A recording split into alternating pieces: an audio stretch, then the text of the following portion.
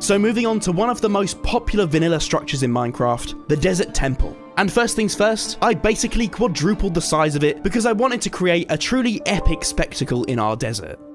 The entrance of the original Desert Temple looks somewhat like a face, so I thought a massive skull would work perfectly to replicate this on a much more grand scale. Plus it's a great way to ward off attackers. Centuries ago, the evil pharaoh forced his subjects to build this temple for him to store his vast collections of treasures. He fell into an obsession and a dangerous greed for such things, leading to the summoning of a merciless demon from the nether. I mean, that was never gonna end well, was it? Anyhow, this skull was actually from an old build of mine, so I made tons of adjustments to the sculpt to make sure it fit nicely as an entrance to the temple, finishing up by igniting the skull's eye sockets and creating a staircase leading inside. The other main feature of the vanilla temple's design are these two large towers that sit on the front two corners of the pyramid. On these pillars, the pharaoh demanded that the eyes of the sun god and the moon goddess were to be etched, as he believed that this would grant the building and its precious contents protection during both the day and the night.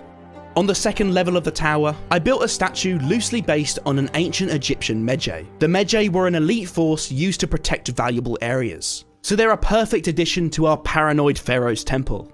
Next, I added crenellations and built a snake symbol on the other side, as this was used to symbolize royalty in ancient Egypt. Plus, our evil pharaoh wanted to remind those pesky sandstone villagers who was boss. And to top these menacing towers off, I added a couple of giant fire braziers before completing the exterior by splitting the main body of the pyramid into 3 sections and creating walkways on each level. I added further fire braziers to decorate and a protruding section on the pyramid side to create some side entrances and make the shape a little more interesting. I then repositioned our desert temple in the terrain, blending the sand dunes to sit flush with the build. And of course, we can't forget the interior. I wanted to go for a very clean interior to match that of the vanilla pyramid, and to leave plenty of space for the pharaoh's collection of treasures. Although, they're actually no longer hidden in here, so I think you might have to search for them elsewhere. Our menacing pyramid is complete, and beneath lies the pharaoh's tomb, filled with the remaining treasure and secrets. Just be sure you don't miss a step, as it's rigged with booby traps. And to add that Trixyblox twist to this desert, I wanted to include a few custom builds, starting with the sandstone ruins.